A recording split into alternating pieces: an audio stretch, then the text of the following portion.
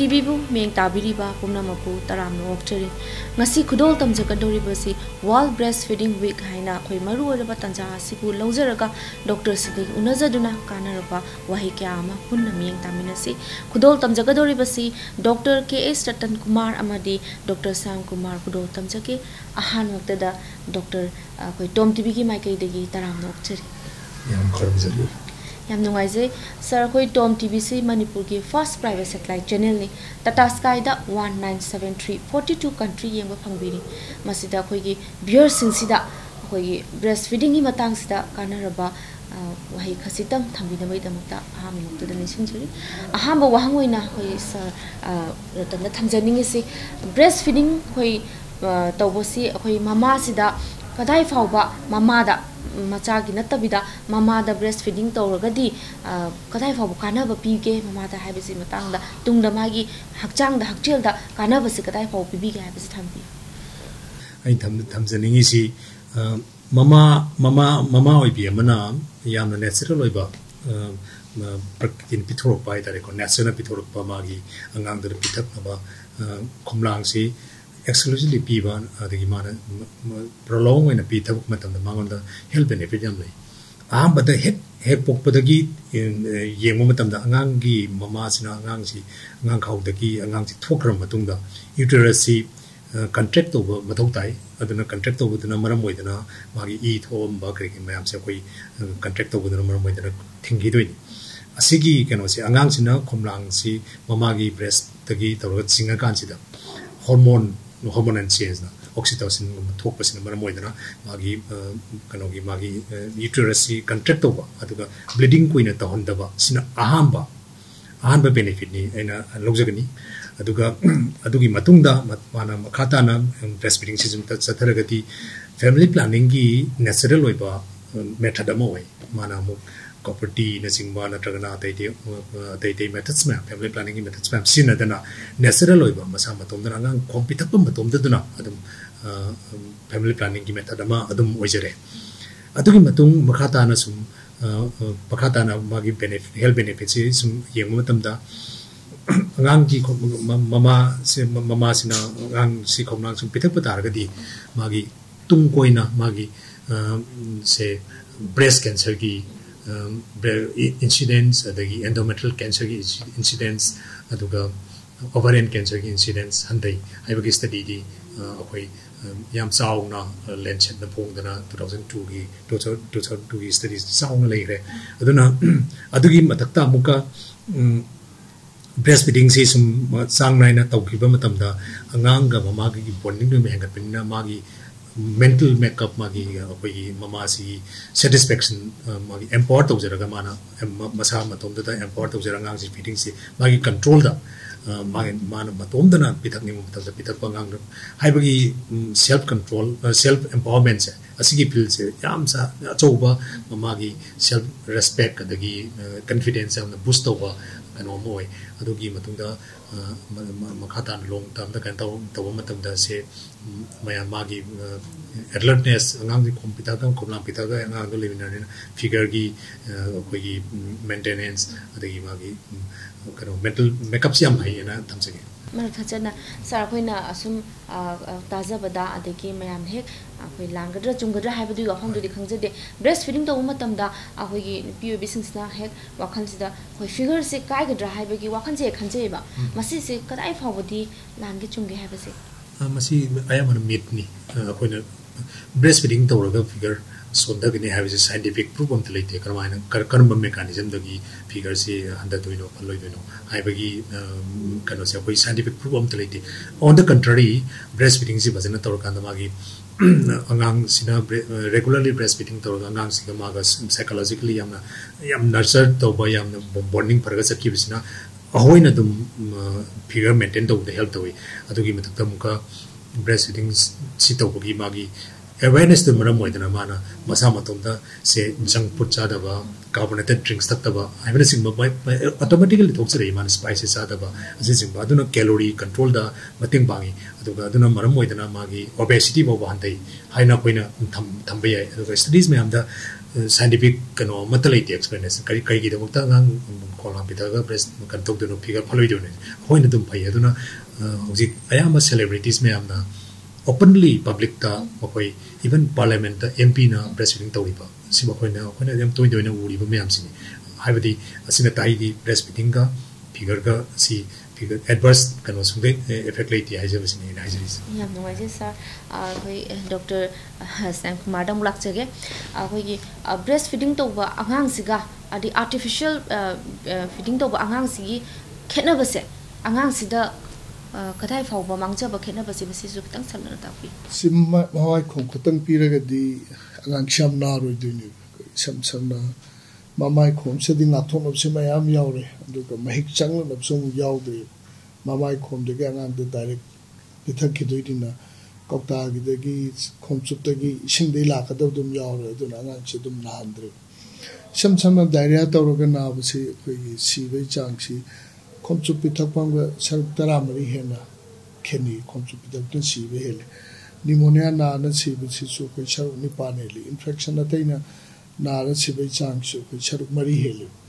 ado angang singsta mogi tuna tumba khopale ni na ado obo khopa mahandara ni ko angang si ko sangom phamjan raga tawu si mamai khondu tawgandi adagi mo do yaw chinjak sing si protein gi khangde carbohydrate khangde yaw ching chi yamna tungban ba aphaba chinjak angang gi brain chembada da karo ba adagi angang gi brain gi wiring the covering the thuan ba sidagi mama na macha lang na angang gi am sing behele hoi computer pa anga maga thatal computer pi ba ngam kokta pi bang yana kanda IQ 7 to 8 hele the IQ 7 to 8 hem ba angang jam sing be lamunei ba moi lenga se amana pointer pan hedu pai chima ya mehingi ade mama gi manax de ma siamna confidence le na hing bisina ngang chaing apha brain phaba masadam thaje ni ai thaje ba confidence le na hing ba future generation gi apha ba ni oi ngang chi huski ngang sing sina aduna tab tum ju thaba ke khotpa asma le bisingo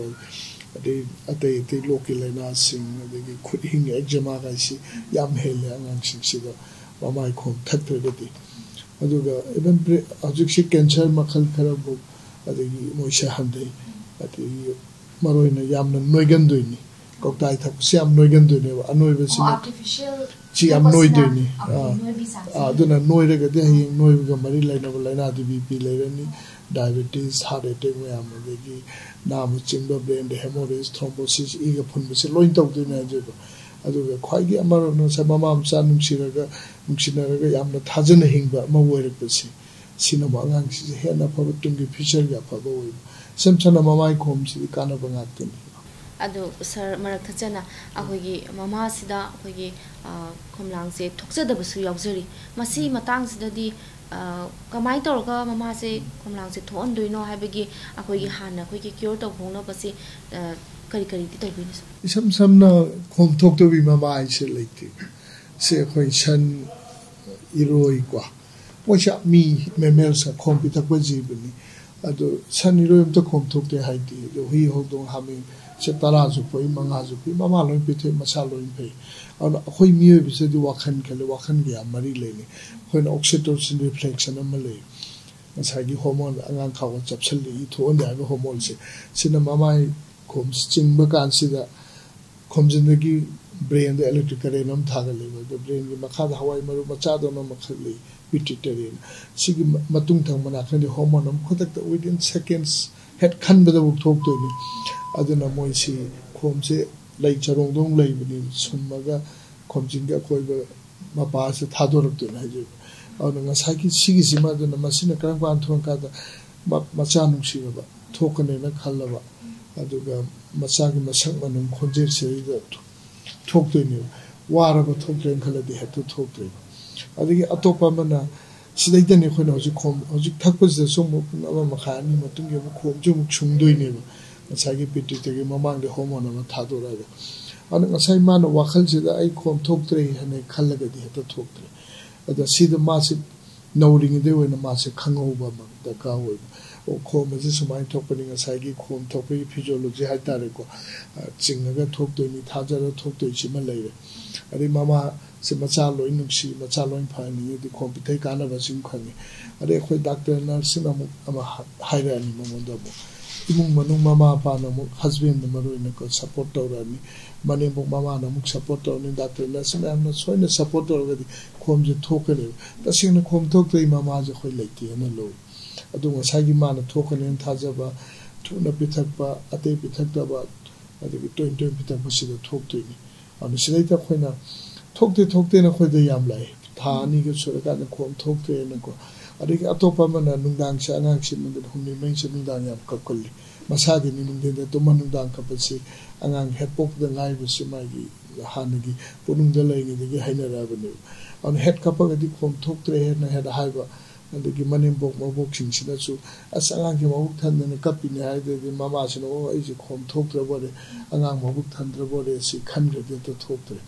adi khoi na mangon da wari sa doi sing sai gi khom kamai na pithakani technique of breastfeeding khom kamai chingan ni ga ta ni adu ga khom kamai na thoi ta ni adu di mangon da nan na haw haw ra ba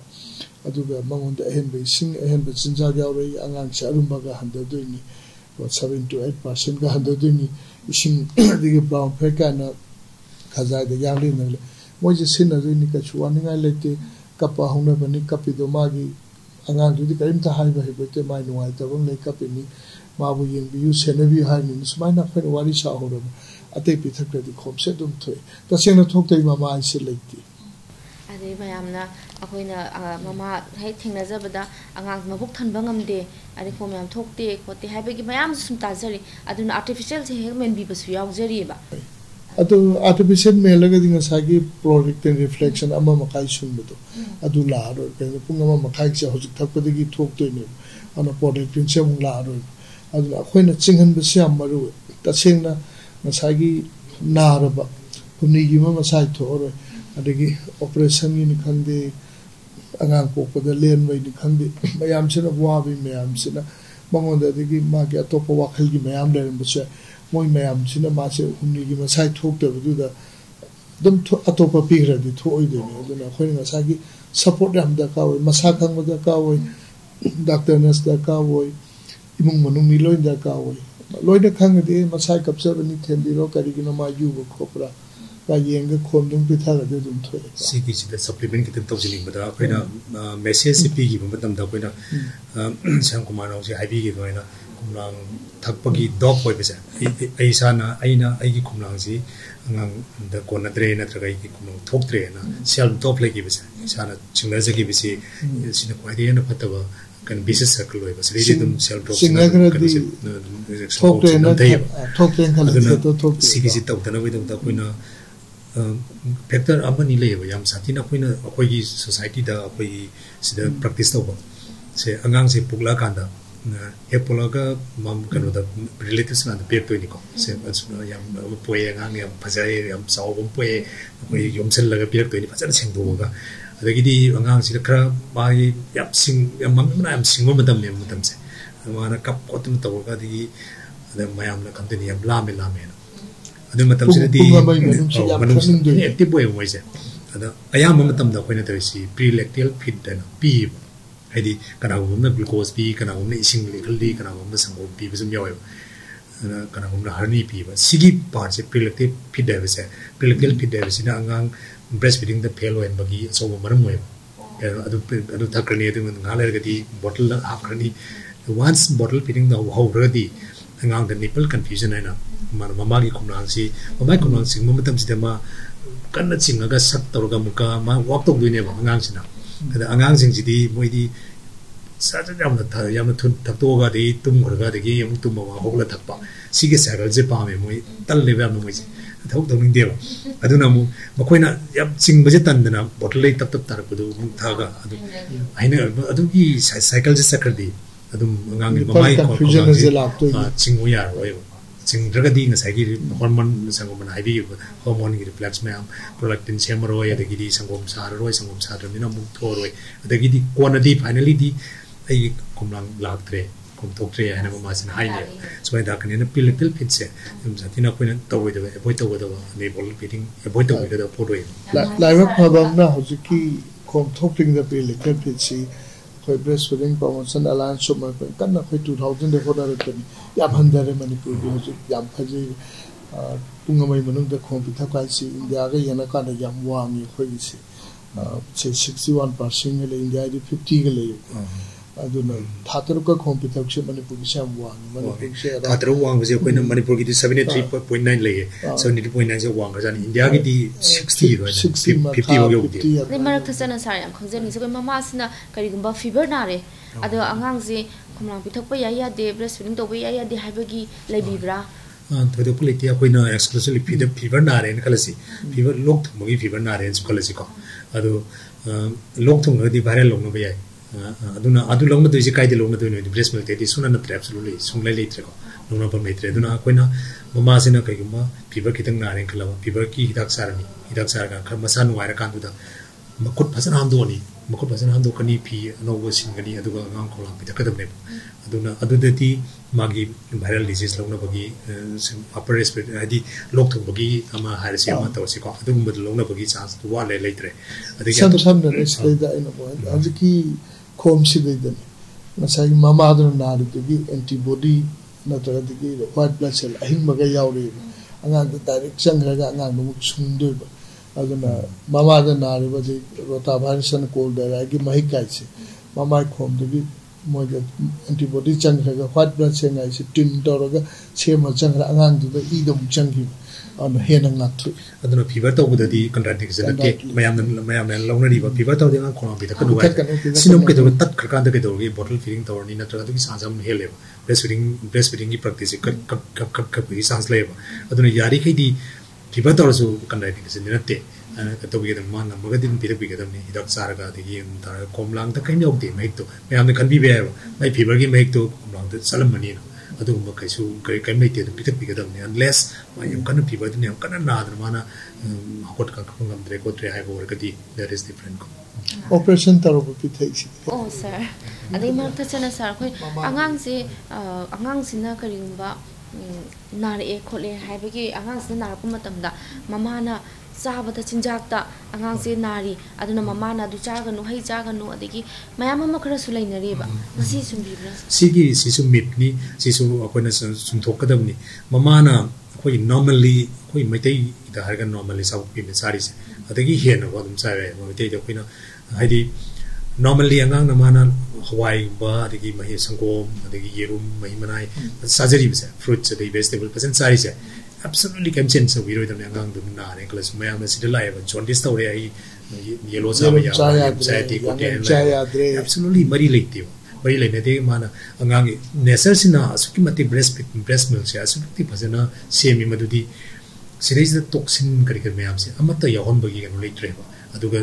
amount ju mana se mama si mayangam kangi weda wali koli aduga breastfeeding si corneroi breast milk corneroi kan khanbi basu la leba madi nesar sina angang si gidam tadi super mati pasan se mama si na mayang kang malnutrition tor boda angang gidam tadi kumlang si pasan mapung phana pi adu su muk constituent mayam haidi sang kan magi protein fat ke loina lap su na dum pi ba angang gi soidana ba nesar sina pi ba aduna angang gi nare na modified diet modified to bagi normally sargati modified to bagi mit chile biro idam ni modified to mama fina ga so yam saba maru marang yam yaw ba hai yam sin bagum sidi hat kitanga la su mo organic acid ko la ga di hoy yam cha adu te hoy ka su generally su sa de normally hoy keno de sari ba ka su kai de yan noise sir adu ko la tasema ki angang sigi mama ga angang sigi kui ismaina animak het nar pa timing ju hekyaw mama ga macha ga se adu mama ga macha se animak nar kanda het koi mai man iram dab sa macha na naraga mama tu mai sasal henjeli ni ko chali ni longai hai ba ya ham sum le ba tu ta se na si koi breastfeeding dei na chali hare thambi ni ko sa adu kari gumha koi breastfeeding to bu da angang sida sakin to matam na mapung phara to thokidra ba mama sida koi some koi mon the pen narpa ko pa mayam sum thingna jai sa masina akai ba tum da or ka do bole hai bi du keno ne koi angang ki ꯈꯣꯝꯂꯥꯡꯁꯤ ꯃꯥꯅ ꯂꯣꯏꯅꯃꯛ ꯁꯤꯡꯊꯣꯛꯇ꯭ꯔꯒꯗꯤ ꯅꯠꯇ꯭ꯔꯒꯅ ꯁꯤꯡꯊꯣꯛꯄ ꯁꯨꯡꯉꯝ ꯉꯝꯗ꯭ꯔꯒꯗꯤ ꯈꯣꯝꯂꯥꯡꯁꯤꯗꯤ form ꯇꯧꯗꯣꯏꯅꯦꯕ ꯁꯨꯡꯗꯣꯏꯅꯤ ꯃꯥꯒꯤ milk ꯒ꯭ꯂꯥꯟ ꯃꯌꯥꯝꯗꯨꯗꯒꯤ ꯁꯨꯝꯗꯣꯏꯅꯤ ꯑꯗꯨꯅ ꯃꯔꯝ ꯑꯣꯏꯔꯒ ꯈꯣꯝꯂꯥꯡꯁꯤ ꯑꯩꯈꯣꯏ ꯄꯣꯡꯈꯠꯄ ꯑꯦꯡꯒꯣꯖꯃꯦꯟ ꯀꯧꯏꯀꯣ ꯑꯦꯡꯒꯣꯖꯃꯦꯟ ꯀꯧꯏ ꯆꯥꯎꯈꯠꯂꯛꯄ ꯑꯗꯨꯒ ꯁꯥꯒꯠꯄ ꯑꯗꯒꯤ ꯏꯚꯟ ꯅꯥꯕ ꯐꯥꯎꯕ ꯑꯦꯀꯤꯡ ꯄꯦꯟ ꯂꯩꯕ ꯌꯥꯎꯋꯤ ꯑꯗꯒꯤ ꯁꯨꯝ ꯑꯩꯈꯣꯏꯅ ꯂꯧꯊꯣꯛꯇꯅ ꯁꯨꯝ ꯊꯝꯈ꯭ꯔꯒꯗꯤ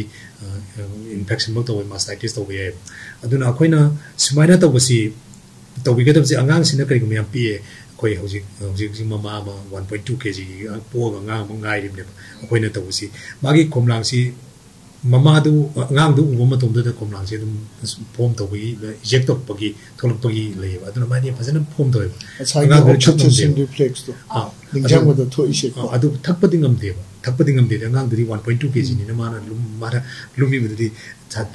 ꯊꯛꯇꯣꯔꯤꯕ ꯁꯪꯒꯣꯝꯗꯨꯗꯤ ꯌꯥꯝꯗꯦ ꯍꯥꯏꯔꯤꯕ ꯑꯗꯨꯅ ꯑꯍꯦꯟꯕ ꯁꯪꯒꯣꯝꯁꯦ ꯑꯩꯈꯣꯏꯅ ꯁꯨꯡꯗꯣꯛꯄꯤꯔꯒ ꯂꯧꯊꯣꯛꯄꯤꯔꯒ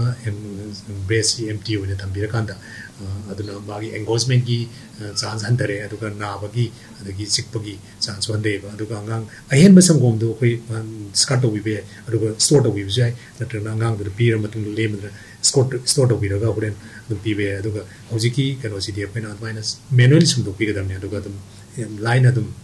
ꯃꯊꯪꯗ ꯑꯃꯨꯛ ꯑꯗꯨꯒꯤ ꯃꯇꯨꯡꯗ ꯄꯨꯡ 3-4 ꯃꯇꯨꯡꯗ ꯑꯃꯨꯛ ꯄꯨꯜꯂꯛꯑꯅꯤ ꯑꯃꯨꯛ ꯊꯥꯡꯒꯠꯂꯅꯤꯕ ꯁꯪꯒꯣꯝꯗꯣ ꯍꯥꯡꯒꯠꯂꯒꯗꯤ ꯑꯗꯨꯅ ꯑꯗꯒꯤ ꯑꯗꯨꯃꯥꯏꯅ ꯇꯧꯗꯅ ꯁꯨꯝꯗꯣꯛꯄꯤꯔꯒ ꯌꯥꯝꯅ ꯏꯖꯤꯂꯤ ꯃꯦꯅꯦꯖ ꯇꯧꯕ ꯌꯥꯏ ꯀꯩꯁꯨ ꯂꯩꯇꯦ ꯔꯇꯟꯒꯤꯗ ꯑꯝꯇꯪ ꯍꯥꯞꯆꯤꯟꯖꯒꯦ ꯉꯁꯥꯏꯒꯤ ꯈꯣꯝ ꯅꯪꯈꯠꯂꯤꯁꯦ ꯀꯃꯥꯏꯅ ꯇꯧꯀꯥꯟꯗ ꯈꯣꯝꯁꯦ ꯑꯩꯈꯣꯏꯅ ꯈꯣꯝꯖꯤꯟꯁꯦ ꯊꯛꯀꯥꯟꯁꯤꯗ ꯈꯣꯝꯗꯤ ꯁꯨꯡꯉꯛꯑꯦ ꯊꯥꯗꯣꯔꯛꯑꯦ ꯂꯣꯏꯅ ꯉꯁꯥꯏꯒꯤ ꯂꯩ ꯆꯔꯣꯡꯗꯣ ꯂꯩꯁꯨꯝꯕ ꯊꯥꯗꯣꯔꯛꯑꯦ ꯈꯣꯝꯖꯤꯟꯅ ꯑꯩꯈꯣꯏ ꯃꯄꯥꯁꯤ ꯂꯩꯕꯗ ꯑꯉꯥꯡꯅ ꯅꯤꯄꯜꯗ ꯉꯥꯛꯇ ꯊꯛꯑꯒꯗꯤ ꯑꯩꯈꯣꯏꯒꯤ ꯈꯣꯝꯗꯤ ꯂꯥꯛꯑꯒ ꯅꯪꯈꯠꯂꯅꯤꯕ ꯑꯗꯨꯅ ꯅꯤꯄꯜꯗ ꯉꯥꯛꯊꯗ ꯃꯌꯥ ꯂꯥꯎꯟ ꯀꯥꯊꯣꯛꯑꯒ ꯁꯤ ꯑꯉꯥꯡ ꯃꯌꯥ ꯃꯅꯨꯡ ꯂꯩꯗꯣꯏꯅꯤ ꯁꯤꯗꯩꯅ ꯁꯤꯕꯨꯛꯁꯦ ꯈꯣꯝꯖꯤꯟꯅ ꯑꯀꯣꯏꯕ ꯑꯃꯨꯛ ꯁꯤꯗꯒꯤ ꯊꯛꯀꯗꯕ ꯑꯩꯈꯣꯏꯅ ꯑꯦꯇꯦꯆꯃꯦꯟ ꯑꯅ ꯑꯉꯥꯡꯅ ꯀꯃꯥꯏꯅ ꯅꯛꯄ ꯁꯤꯗꯩ ꯊꯛꯇꯣꯏꯅꯤ ꯁꯤꯗꯩ ꯊꯛꯑꯒꯗꯤ ꯈꯣꯝꯗꯪ ꯂꯥꯛꯑ ꯂꯧꯊꯣꯛꯇ꯭ꯔꯦꯕꯅ ꯈꯣꯝꯁꯤ ꯅꯪꯈꯠꯂꯦ ꯑꯗꯨꯅ ꯁꯤꯗꯒꯤ ꯊꯛꯑꯒꯗꯤ ꯑꯩꯈꯣꯏ ꯈꯣꯝ ꯅꯪꯕꯒꯤ ꯆꯥꯡꯁꯦ ꯍꯟꯊꯩ ꯑꯗꯩ ꯈꯣꯝꯁꯦ ꯑꯃꯨꯛ ꯐꯠꯇ꯭ꯔꯤꯁꯦ ꯅꯪꯈꯠꯂꯒꯗꯤ ꯈꯣꯝ ꯁꯨꯡꯅꯕꯁꯦ ꯑꯃꯨꯛ ꯍꯟꯊꯍꯜꯂꯦ ꯑꯗꯨꯅ ꯅꯪꯈꯠꯄꯁꯦ ꯑꯃꯨꯛꯁꯨ ꯌꯥꯗꯕ ꯑꯗꯨꯅ ꯉꯁꯥꯏꯒꯤ ꯄꯣꯖꯤꯁꯟ ꯆꯨꯝꯅ ꯉꯁꯥꯏ ꯐꯤꯕꯝ ꯆꯨꯝꯅ ꯄꯤꯊꯛꯄ ꯃꯃꯥꯅ ꯃꯆꯥꯅ ꯃꯃꯥꯗ ꯐꯤꯕꯝ ꯆꯨꯝꯅ ꯅꯞꯄꯁꯦ ꯌꯥꯝ ꯐꯕ ꯁꯨꯃꯥꯏꯅ ꯀꯥꯊꯣꯛꯑ ꯊꯛꯇꯣꯏꯅꯤ ꯁꯨꯃꯥꯏꯅ ꯅꯠꯇꯕ ꯑꯗꯣ ꯁꯤꯗꯒꯤ ꯂꯧꯗꯣꯏꯅꯦꯕ ꯈꯣꯝꯖꯤꯟꯅꯩ ꯊꯛꯑꯣꯏꯗꯕ ꯅꯤꯄꯜꯗ ꯊꯛꯇꯣꯏꯅ ꯊꯛꯑꯗꯤ ꯅꯤꯄꯜ ꯀꯟꯐ꯭ꯌꯨꯖꯟꯒ ꯇꯧꯕ ꯑꯗꯨꯃꯥꯏꯅ ꯅꯤꯄꯜꯁꯨ ꯇꯠꯂꯛꯑꯅꯤ ꯑꯗꯨꯅ ꯅꯤꯄꯜꯗ ꯁꯨꯛꯊꯦꯡ ꯊꯦꯡꯉꯣꯏꯗꯕ ꯑꯀꯣꯏꯕ ꯑꯗꯣ ꯉꯁꯥꯏꯒꯤ ꯑꯉꯥꯡꯁꯦ ꯄꯨꯡ ꯀꯌꯥꯗꯤ ꯀꯥꯟꯅꯔꯒ ꯃꯃꯥꯏ ꯈꯣꯝꯂꯥꯡꯁꯦ ꯄꯤꯊꯛꯀꯗꯣꯏꯅꯣ ꯑꯉꯥꯡꯁꯤꯗꯤ ꯃꯥꯒꯤ ꯑꯗꯨꯝ ꯃꯤꯒꯤ ꯆꯥꯛ ꯅꯨꯡꯇꯤꯒꯤ ꯄꯪꯆꯥ ꯆꯥꯕ ꯅꯣꯡꯗ ꯅꯨꯡꯇ ꯁꯨꯃꯥꯏꯅ ꯑꯉꯥꯡꯒꯤ ꯃꯥꯒꯤ ꯍꯩꯅꯕꯤ ꯂꯩ ꯑꯗꯨꯅ ꯗꯤꯃꯥꯟ ꯐꯤꯗꯤꯡ ꯑꯅ ꯃꯃꯥꯒ ꯃꯆꯥꯒꯁꯦ ꯃꯣꯏ ꯈꯪꯅꯅꯤ ꯀꯔꯝ ꯀꯥꯟ ꯂꯥꯝꯒꯦꯒꯁꯦ ꯑꯉꯥꯡꯗꯨꯅ ꯍꯦꯛ ꯃꯕꯨꯛ ꯂꯥꯝꯃꯛꯀ ꯄꯤꯕ ꯃꯥꯅ ꯄꯥꯝꯃꯤꯈꯩ ꯄꯤꯕ ꯍꯥꯏꯇꯥꯔꯦ ꯑꯉꯥꯡ ꯀꯨꯏꯡ ꯇꯧ ꯀꯥꯟꯗ ꯃꯥ ꯊꯛꯅꯤꯡꯉꯒꯗꯤ ꯑꯉꯥꯡꯁꯤꯅ ꯈꯤꯇ ꯏꯛꯀꯅ ꯂꯥꯎꯕ ꯈꯣꯠꯄ ꯀꯆꯨꯝ ꯇꯧꯕ ꯃꯥꯒꯤ ꯃꯃꯥꯁꯤꯅ ꯈꯪꯉꯤ ꯑꯗꯨꯅ ꯀꯨꯏꯡ ꯇꯧꯕꯁꯤꯗꯒꯤ ꯑꯗꯨꯒ ꯃꯆꯥꯅ ꯄꯥꯝꯕ ꯀꯥꯟꯁꯦ ꯁꯤꯗꯒꯤ ꯄꯥꯝꯃꯤꯈꯩ ꯄꯤꯒꯗꯕ ꯄꯨꯡ 2-3 ꯑꯅ ꯂꯩꯇꯦ ꯈꯔ ꯑꯃꯅ ꯚꯥꯔꯤ ꯊꯛꯆꯜꯂ ꯇꯨꯝꯗꯣꯏꯅꯤ ꯇꯁꯦꯡꯅ ꯍꯧꯖꯤꯛꯁꯦ ꯑꯩꯈꯣꯏꯒꯤ ꯅꯨꯄꯤ ꯑꯣꯏꯕꯤꯁꯤꯡꯁꯤꯒꯤ ꯏꯔꯝꯗꯝꯁꯤꯗ ꯊꯕꯛꯁꯦ ꯂꯣꯏ ꯇꯧꯅꯖꯔꯤ ꯊꯕꯛ ꯇꯧꯅꯔꯕꯅꯤ나 ꯃꯥꯁꯦ ꯆꯠꯊꯣꯛꯄ ꯃꯇꯝꯗ ꯑꯩꯈꯣꯏ ꯑꯉꯥꯡꯁꯦ ꯅꯧꯅ ꯑꯗꯨꯝ ꯃꯌꯨꯝꯗ ꯀꯩꯗ ꯀꯤꯠ ꯁꯦꯟꯇꯔꯗ ꯊꯝꯅꯔꯒ ꯊꯕꯛ ꯆꯠꯇ ꯌꯥꯗꯕꯅ ꯆꯠꯅꯔꯤ ꯑꯗꯣ ꯃꯉꯣꯟꯗꯗꯤ ꯃꯃꯥ ꯑꯣꯏꯕꯤꯁꯤꯡꯗꯗꯤ ꯃꯆꯥꯗ ꯈꯣꯝꯂꯥꯡꯗꯣ ꯄꯤꯊꯛꯄꯒꯤ ꯃꯇꯝꯗꯣ ꯐꯪꯗ꯭ꯔꯕꯅꯤꯅ ꯃꯉꯣꯟꯗ ꯇꯨꯡꯖꯜꯂꯒ ꯂꯩꯕꯒꯤ ꯑꯋꯥꯕ ꯀꯌꯥ ꯑꯃ ꯁꯨꯃꯥꯏꯅ ꯌꯣꯛꯅꯔꯤ ꯃꯁꯤꯗ ꯇꯨꯡꯗ ꯃꯃꯥꯁꯤꯒꯤ ꯑꯀꯥꯏꯕ ꯑꯣꯏꯔꯛꯀꯗ꯭ꯔꯥ ꯑꯗꯨꯁꯨ ꯑꯀꯥꯏꯕꯗꯤ ꯉꯁꯥꯏꯒꯤ ꯍꯥꯏꯗꯨꯃꯥꯏꯅ ꯃꯥꯅ ꯑꯍꯥꯟꯕ ꯑꯀꯥꯏꯕꯗꯤ ꯑꯉꯥꯡꯗ ꯂꯩꯔꯦ ꯑꯉꯥꯡꯗ ꯂꯩꯔꯤ ꯃꯃꯥꯒꯤ ꯈꯣꯝꯂꯥꯡꯁꯦ ꯊꯛꯄ ꯐꯪꯗꯕꯅꯤꯅ ꯑꯇꯩꯅ ꯃꯦꯟꯒꯅꯤ ꯑꯥꯔꯇꯤꯐꯤꯁꯤꯌꯦꯜ ꯃꯤꯜꯛꯅ ꯃꯦꯟꯒꯅꯤ ꯑꯗꯨꯅ ꯃꯦꯟꯕꯗꯨꯗ ꯉꯁꯥꯏꯒꯤ ꯑꯦꯀꯝꯄꯅꯤꯡ ꯑꯣꯏꯔꯤꯕ ꯑꯦꯅꯤꯃꯣꯅꯤꯌꯥ ꯗꯥꯏꯔꯤꯌꯥ ꯑꯗꯒꯤ ꯀꯔꯤ ꯏꯟꯐꯦꯛꯁꯟ ꯃꯌꯥꯝ ꯑꯃꯒꯤ ꯆꯥꯟꯁ ꯑꯃ ꯍꯦꯟꯒꯠꯈ꯭ꯔꯦ ꯑꯗꯒꯤ ꯑꯃꯨꯛꯀ IQꯒꯤ ꯀꯩꯅꯣ ꯑꯦꯗꯚꯥꯟꯇꯦꯖ ꯐꯪꯉꯔꯣꯏ ꯁꯤꯒꯤꯁꯤꯅ ꯈ꯭ꯋꯥꯏꯗꯒꯤ ꯃꯦꯖꯔ ꯑꯣꯏꯕ ꯏꯝꯄꯦꯛ ꯑꯣꯏꯌꯦ ꯑꯉꯥꯡ ꯃꯃꯥꯒꯤ ꯋꯥꯔꯀꯤꯡ ꯋꯨꯃꯟ ꯍꯧꯖꯤꯛꯀꯤ ꯍꯪꯕꯤꯔꯤꯕ ꯀꯣꯏꯁꯟꯁꯦ ꯌꯥꯝ ꯔꯤꯂꯦꯚꯦꯟ ꯑꯣꯏꯕ ꯍꯧꯖꯤꯛꯀꯤ ꯃꯇꯝꯗꯗꯤ ꯑꯩꯈꯣꯏ ꯂꯦꯗꯤꯁ ꯃꯌꯥꯝꯅ ꯊꯕꯛ ꯇꯧꯕꯒꯤ ꯆꯥꯡꯁꯦ ꯌꯥꯝ ꯍꯦꯟꯒꯠꯂꯕꯅꯤꯅ ꯑꯗꯨꯅ ꯁꯤꯗꯁꯨ ꯑꯩꯈꯣꯏꯅ ꯕꯤꯄꯥꯝꯒꯤ ꯑꯣꯏꯅ ꯑꯩꯈꯣꯏꯒꯤ ꯂꯣꯏꯅꯃꯛꯀꯤ ꯋꯥꯔꯜꯒꯤ ꯕ꯭ꯔꯦꯁ ꯐꯤꯗꯤꯡ ꯑꯦꯛꯇꯤꯚꯤꯁ ꯃꯌꯥꯝꯅ ꯈꯟꯖꯔꯤꯁꯤ ꯋꯥꯔꯀꯤꯡ ꯋꯨꯃꯦꯟꯁꯦ ꯀꯃꯥꯏꯅ ꯁꯄꯣꯔꯠ ꯇꯧꯅꯤ ꯕ꯭ꯔꯦꯁ ꯐꯤꯗꯤꯡ ꯁꯁꯇꯦꯟ ꯇꯧꯅꯕꯒꯤꯗꯃꯛꯇ ꯍꯥꯏꯅ ꯈꯟꯕꯁꯤꯗ ꯋꯥꯔꯀꯤꯡ ꯋꯨꯃꯦꯟꯒꯤꯁꯨ ꯍꯧꯖꯤꯛꯇꯤ ꯑꯩꯈꯣꯏꯅ ꯍꯥꯏꯖꯔꯤꯁꯤ every institution or organization se ladies me work to mafamsidi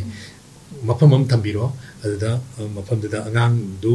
poraga natra angang thambiraga natraga angang duna mama kananona pubiraga maga matamama fix tawraga mafamduda breastfeeding tawya mafam thambiba daycare center or crèche चे अखोई hostel की अंगांग निफुंग लेबा grades लेबा से अखोई ना tension यम पीबा सिगी अदुना अखोई की नर्स के मैम से अदुम हेक अंगांग की थम्बनी ओई ड्यूटी की मरकता ब्रेक तो तुम अखोई पेन ब्रेक नी मखोई अदुगा लागा ब्रेस्ट फीडिंग तौनी पीसफुली अदुम थम तौसे नुवाइरे मोइदा थबक तसु पीसफुली तौरे अदुगा दुवाइन तौदा स्पाइन तौदना हुजिक अतै ते मफम सिंग लोइन तौरे सीजगी लेग्रे रिम्स की अंदक अखोई हापचन तौरे दिरगदना याबिरमने अदुगा मफम मा पीरबनेबा स्पाइन तौदा अखोई मूवमेंट सिदा अखोई हाना तंगना दुलाक्सबनेबा नपी लेडीज मैम थौक तौम फमसिदा मफम बिबी ओइना अदगी अतोपा मना कई तौया गेदो लेडीज ना युमदगी ऑफिस का बसत्रिंगाइदा माना ब्रेस्ट मिल्क से सुमदोम याय सुमदोम यार याम फजन सुमदोप याय अखोइना टेक्निक तो अदुगी दमुता अखोई अदुम काउंसलिंग कनो लेजे अखोई अदुम मतम पीरगा हॉस्टल की मतम सलेजे अदुगा श्यामकुमार अदे नेशनल ट्रेनर खरसु लेरी अदुना अखोइना कर्म मेथड द ब्रेस्ट मिल्क सुंगदगे कर्माइना स्टोर तोबदगे लाई फ्रीज मनुंग थंगरगदी 24 hours हेन थंबे यागरे अदुना तना फ्रीज लेतबो इलेक्ट्रिकल लेतबो फम द तौरगसु यामना कुल लोइबो फम इंगिंग लाव फम द बखम कुसला फजन थंब तमदा पुंग निपान दे फजन थंबदा पुरेन अमुक अंगांग द माना लामुक द पीबे याय अदुना ममाना तो विदोजी चलम दाइसिदा अंगांग से खोमलांग फजन पिथा गांदा फजन पिथाबा अदु मतंग मागी लेमहौबा अंगांग थपंगम द सरसी सुंदो तंबिरबो दबे फजन मतम खतंग दी लोबि तारे सुंदो तंबिरम अदुना होरेन कोना सामसना अटर कपना अंगांग द कोना पीबे याय पीसफुली अदुना वाम मोइबदी मैद डायरेक्टली कंट्रोल मैद direct थाबयाते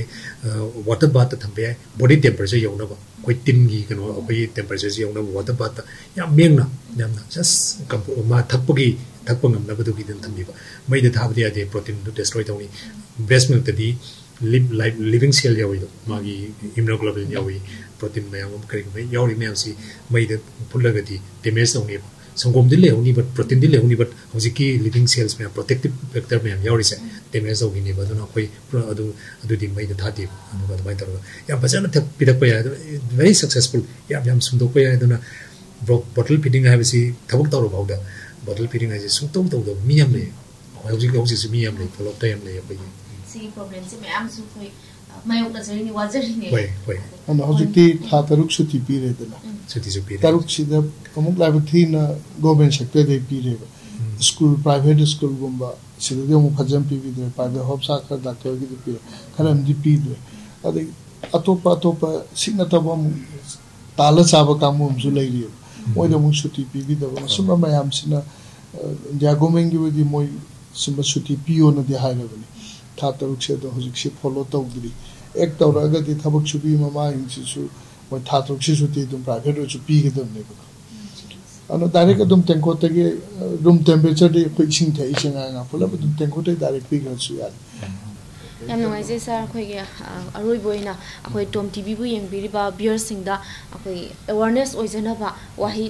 खसितंग थंबिनबा Nising cherry breast feeding मतांगदा अरोइबा वाहि ओइ ब्रेस्ट फीडिंग की अखोइना ब्रेस्ट फीडिंग से मयाम नदी खनबिरम बया कई दमुता ब्रेस्ट फीडिंग नेचुरल ओइदिबा अदुगा खाइना बनाइदना ममागी खोमला जंगांग ने हेपोल थकदबसी कई दमुतनो डॉक्टर मयाम ना अदगी नर्स मयाम ना अदगी जर्नलिस्ट को योई कोई बिपाम से मयाम ना हो सो कई दमुता ब्रेस्ट फीडिंग वीक खाइना सेलिब्रेट तोरिनो था सही गुटिंग की सयोनो मसी कुछ सदे कोई याम लापम चतुसर सब चचनी अंदर कोई कक्सिंग चचगनी अदि लोइ चतना कोई सेलिब्रेट करिगिनो ना हंबिबे गक्पिबे यायबा कोइना हाइजनी दि ब्रेस्ट फीडिंग से कोई दौजे हाइबा 6 month power breast feeding exclusive breast feeding तौबसी 73.9% तने मणिपुर की अदि इंडिया की दी 60 यौद्रिबने हाइरिबा लेहौरिबा ब्रेस्ट फीडिंग तौदबा 25% सी करिगि तौद्रिनो ब्रेस्ट फीडिंग तौफम थोक्रा हाइदि करिगिना द ब्रेस्ट फीडिंग सिदा मंगजबा अमत बोलैत्रे ब्रेस्ट फीडिंग सिदी आंगांग द फानबा ममा द फानबा सोसाइटी द एनवायरनमेंट द फानबा अदुगा इकोनॉमी द फानबा पोदमनिना मंगजबा सुंगलेलि द पोजे कई द बत मयामना लोइना बो लोखत पिद्रिबनो हाइबसिदा गैप अम लैरिबो गैप सि अखोइ मेंशन न बो होनजबदा अखोइ अदुनने अखोइना मतम सि यामना सैवना म परा काइदो अखोइ जे कोचे चतुनि वॉलंटरी ऑर्गेनाइजेशन अखोइ अखोइ द काइम त फन गम त लेबन देबा कोने कोचे चेंजरगा अखोइना सिगी सि मेसेज सि मिपुम थुंना चखिना बाइना अदुगा होनजरिनि अदुना सिमतंग आइना मयामदा अपील तौजनिंग सिगी ब्रेस्ट फीडिंग सि 100% एक्सक्लूसिव ब्रेस्ट फीडिंग तौलबसे कोइ पुलप चमिनबा स्पेशली मीडिया की थोंदा Koyna हाइजबसिना corner mayam chingmung manung adagi loina bo yobunina sigi akoina media gi kano jidi kano help se akoi media gi participation se akoi yam song request of yam dakali jabni akoina ai anta hajobi akoi breastfeeding promotion alliance of manipur khoina thamjaningi si khom thok tabi mama lekti yaring kai thuna khom pitak pi pung mai manungda tha taru phau mama khom ding pibiu doctor ni behda lang ka karna tana tha taru tai di mama khom ka tana mapung pha da mina yung ge chak en sang de pi ba hobiu yaring kai chana khom pitak pi sahi ani na taga ani de hena khom chup machin gumba angan akoi khom chup chup phan gumba se to winu mama macha kuina phajana khom pithaga afaba miro lama semba se sini breastfeeding promotion alliance of manipur thame panams mas pokpada ko kg maga gram chani kitang pu edana ado ma se aina hospital lenga de ko breastfeeding to buse yam wati wai ba yam wana ko ma se thak pai ta bani na yam wana ilaga sister sing su katakpi sarwena su smai to gata bani habda adu ya bais to ina lugjar ka fa se fazanna mabu pitha pungani ni kana ra ko ma pitha aga ma se sidagi satki ma tam dai ngasi bo se nadri breastfeeding choji ko dum tik ta kaidam dum chathari topati thakte si kana zabase isa sta thingnazara kanda khanazaba du bune koi puna maksida pawdam jari se yam nungai jai breastfeeding to ba angang duna samu phagat pa weight hengatli puna mak aphabu oyen takpiri se yamna haingai tana thagat chari haibining ba kari aduna mama oibasing singsna matam chan chana mu pithapi ba aduga adumaina haijaninge ina tawda topa nataba breastfeeding se phajana tawbiu aduga angangda kanabado yang pangkani naba chu anai chu yaudre dudi atopa bottle nungda thaktrabani na yam nungai se sir akhoi se akang naba matam oijabana khangjaning ba mayam se thar lehore mathang kudong chaba amuk sir bu ko unajana ba khoi hajer ke sarona som ka yabi na ba nising jeri ngasi wende sir ya ba yoroga matang solution jage